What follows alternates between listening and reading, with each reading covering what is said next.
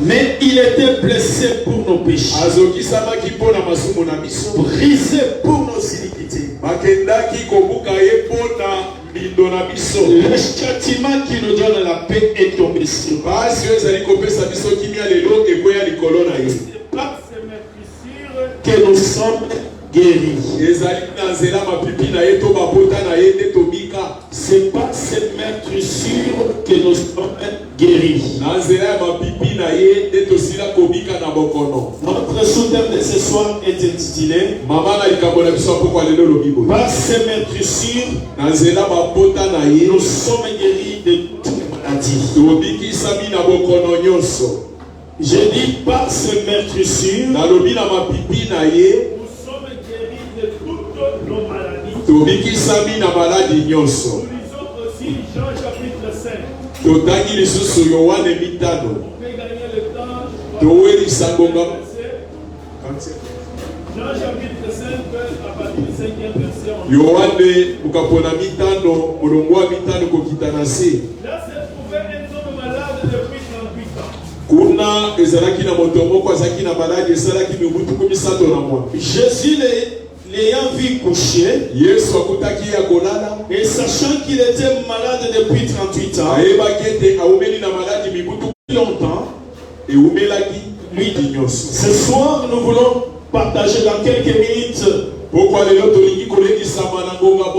venons dire à l'église de Dieu ce soir que si Jésus avait accepté la souffrance, Dieu qu'il était, roi qu'il était, maître de toutes choses qu'il était, mais si Jésus avait accepté les souffrances, parce que ce jour-là à la montagne il pleurait, il demandait à Dieu, s'il est possible, enlève au-devant de moi cette coupe, mais toutefois que ce ne soit pas ma volonté, mais que ta volonté soit faite. Si Jésus-Christ avait accepté la souffrance, si Jésus-Christ avait accepté les douleurs, c'était pour notre bien. Amen, amen, amen. Les souffrances de Jésus à la croix, c'est pour notre choix. Jésus-Christ avait accepté d'être maltraité. Il avait accepté d'être torturé. Il avait accepté d'être blessé. Et la Bible nous dit, si Christ avait accepté d'être blessé, c'était pour qu'à travers ces blessures, que vous et moi, nous soyons guéris de toutes nos maladies. Que le Seigneur ajoute une bénédiction à sa parole. Amen. La puissance du nom de Jésus. Le nom de Jésus nous confère le pouvoir. Dans le nom de Jésus, nous avons le pouvoir. La Bible nous dit que Jésus-Christ lui-même, quand il était sur la terre, il est passé un jour à la piscine de Bethesda. Et à la piscine, il a trouvé un homme. Et cet homme-là, il était malade. La maladie avait commencé comme d'habitude. Un jour, 2 jours, une semaine, la famille a amené le malade à l'hôpital. On a amené le malade à l'hôpital. Et à l'hôpital, ils ont fait tout ce qu'ils pouvaient faire. Il n'y avait pas de solution. On est rentré avec le malade. Ils ont dépensé tout ce qu'ils pouvaient dépenser. Ils se sont dit, à la piscine de Bethesda, il y a une solution.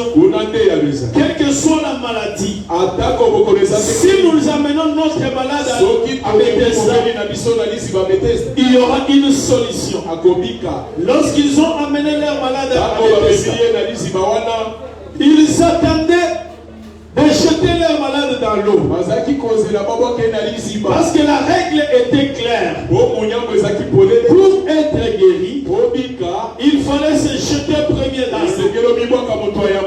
Quand l'eau était agitée par l'ange, il fallait être le premier à se jeter dans l'eau. Les membres de la famille ont tenté l'expérience. Pendant autant de jours, pendant autant de mois, ils ont échoué, ils se sont fatigués, ils ont abandonné leur malade. Ils ont abandonné leurs malades parce qu'ils estimaient qu'il n'y avait pas de solution. Les malades qui n'avaient même pas la force de se lever, il est resté couché pendant 38 ans, jour pour jour, abandonné par les siens parce qu'il était dans l'incapacité, parce qu'il était dans une position de faiblesse, parce qu'il était malade. Je viens dire à quelqu'un ce soir que Jésus-Christ, là où les hommes ont échoué, là où les médecins ont échoué, là où les experts ont échoué, je viens dire à quelqu'un que ce soir, nous avons plus que Bethesda. Si les malades pouvaient aller à Bethesda pour chercher la guérison, mais nous avons plus que Bethesda. À la piscine de Bethesda, tout le monde n'avait pas les droits. Mais devant Jésus, la Bible nous dit, venez à moi, vous tous ceux qui êtes fatigués et chargés, je vous donnerai le repos. Tout le monde avait abandonné cette personne parce qu'elle était malade. Je ne sais pas de quoi tu souffres. Je ne sais pas ce qui te dérange. Mais je vais te dire ce soir, il y a une puissance de guérison qui circule ce soir. Pendant ces 30 jours, il y a une main invisible qui circule, qui va guérir toutes nos maladies.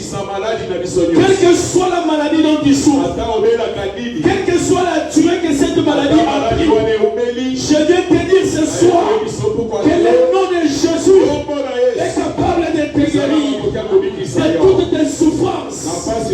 Tu as beaucoup pleuré. Des fois tu t'es approprié ta maladie. C'est ma maladie. Je souffre de l'hypertension. Je souffre de telle maladie. Mais je viens te dire, devant Jésus, il n'y a aucune maladie incurable devant Jésus. Quelle que soit la maladie, celui qui s'est jeté dans la piscine, il retournait guéri.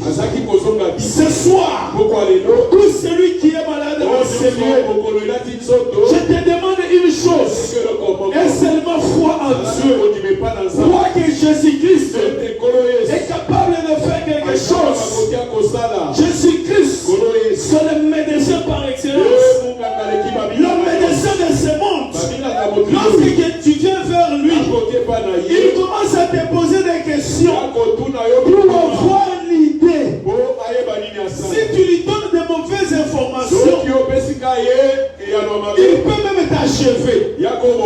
Que le Seigneur nous bénisse. Parce qu'il n'a aucune précision. Et malade, quand il fait la consultation, il est en train de tâtonner. Il pose des questions pour savoir où est-ce que ça ne marche pas. Où est-ce que tu as mal? Mais je viens te dire que notre médecin, il n'a pas besoin de te poser des questions. Notre médecin, il n'a pas besoin de faire ces diagnostics-là. Il connaît ta maladie. Il connaît ta souffrance. Il n'a pas de limites. Lorsque le médecin te pose des questions, si lui dit, médecin, j'ai trop mal dans mon ventre. J'ai trop mal dans le ventre. Le malaise, c'est dans le ventre. Il va te commencer à toucher au-dessus pour chercher la maladie. Le médecin, il a des limites. Il a là où il peut toucher et là où il ne peut pas toucher. Mais notre médecin,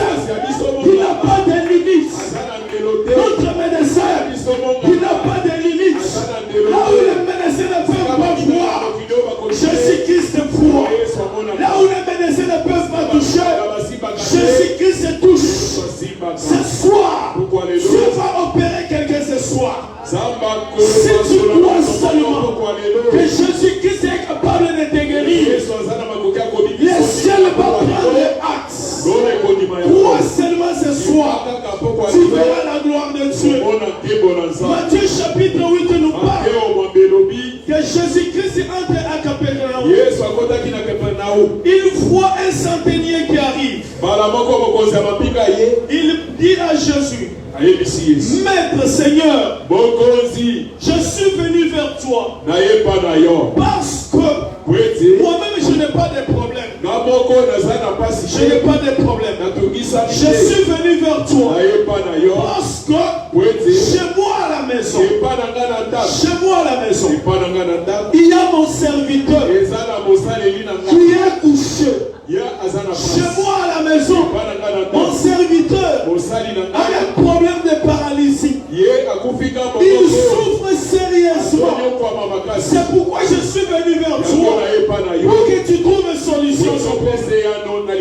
Jésus-Christ lui dit, j'ai compris. J'irai vers toi.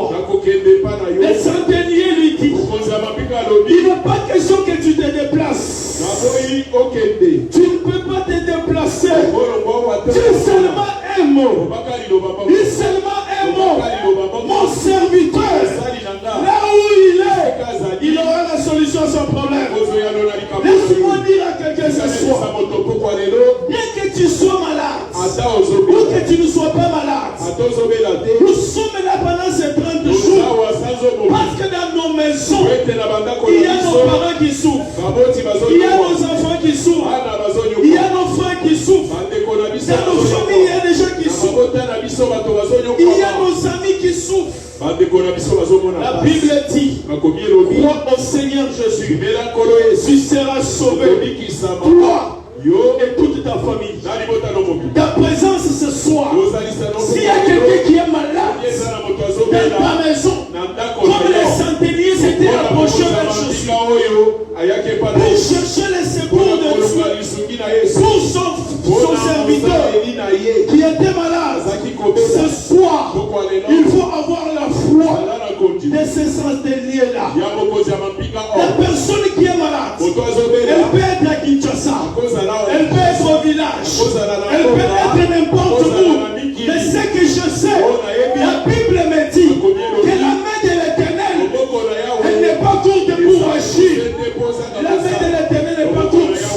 Quel que soit là où ils sont, la main de l'Éternel va les toucher. Pendant que tu es là, ton père est malade à la maison, ta mère est malade quelque part. Il y a quelqu'un qui souffre. Crois seulement ce soir que ta prière va faire quelque chose. Ta prière, pendant que toi tu es ici, Jésus-Christ va toucher la personne qui est malade. Jésus dit, même à Jérusalem, je n'ai jamais vu une fois pareil. Qu'il te soit fait selon ta foi. À l'instant même, les serviteurs du centenier étaient guéris.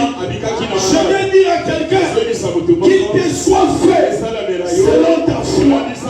Si tu crois ce soir que Jésus-Christ est capable de te guérir, qu'il te soit fait selon ta foi. Si tu crois ce soir que Jésus-Christ est capable de guérir un membre de ta famille qui souffre, ça sera fait comme tu le crois. Nous sommes debout, nous allons prier. Les gens vont s'approcher. Nous sommes debout, nous voulons prier. La main de l'Éternel